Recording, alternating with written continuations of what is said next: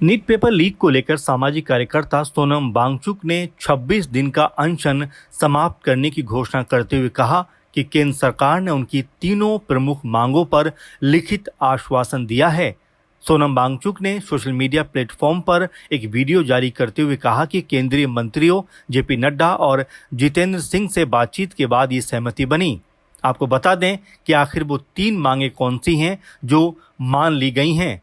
Number 1, प्रदर्शनकारी छात्रों पर नहीं होगी कोई कार्रवाई। वांगचुक ने कहा कि सरकार ने लिखित आश्वासन दिया है कि जंतर मंतर पर शांतिपूर्ण प्रदर्शन करने वाले छात्रों और युवाओं पर तथा 20 जुलाई को आयोजित संसद चलो मार्च में शामिल लोगों के खिलाफ कोई एफआईआर, कानूनी कार्रवाई या अन्य कोई भी कदम नहीं उठाया जाएगा।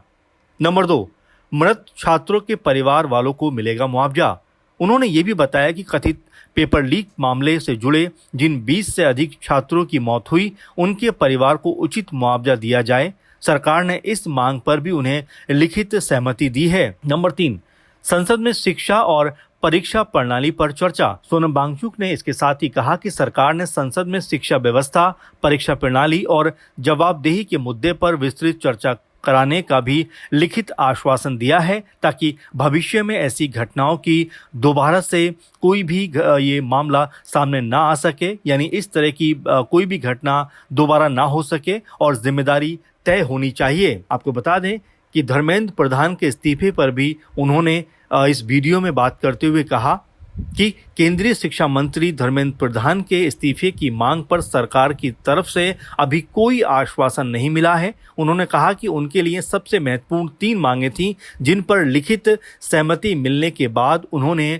अपना अनशन समाप्त कर दिया है। अब देखना ये होगा कि सरकार की तरफ से जो 3 मांगें मानी गई हैं वो कब तक अमल में लाई जाती हैं और क्या इसके बाद ये जो आंदोलन जंतर मंतर पर चल रहा है अब ये ख़त्म होता हुआ दिखाई पड़ेगा। और जिस तरह से विपक्षी दल लगातार सरकार पर दबाव बनाने का प्रयास कर रहे हैं कि पहले धर्मेंद्र प्रधान का इस्तीफा होना चाहिए, क्या उनकी भी मांग अब एक तरीके से कमज़ोर पड़ती हुई दिखाई पड़ेगी, क्योंकि राहुल गांधी, अखिलेश यादव समेत तमाम विपक्षी नेताओं ने एक सुर में एक ही बात कही कि सबसे पहले धर्मेंद्र प्रधान का इस्तीफा होना चाहिए, उसके बाद ही हम कोई बात करने को तैयार होंगे, संसद में चर्चा करने को तैयार होंगे। अब ऐसे में बड़ा सवाल ये बन जाता है कि जब सोनम वांगचुक ने अपना जो अनशन जो 26 दिनों के बाद खत्म कर लिया है, समाप्त कर लिया है, तो उसके बाद अब विपक्ष की भूमिका क्या रहेगी, किस तरह से रहेगी और क्या इस मामले के ऊपर संसद में सत्ता पक्ष और विपक्ष के बीच में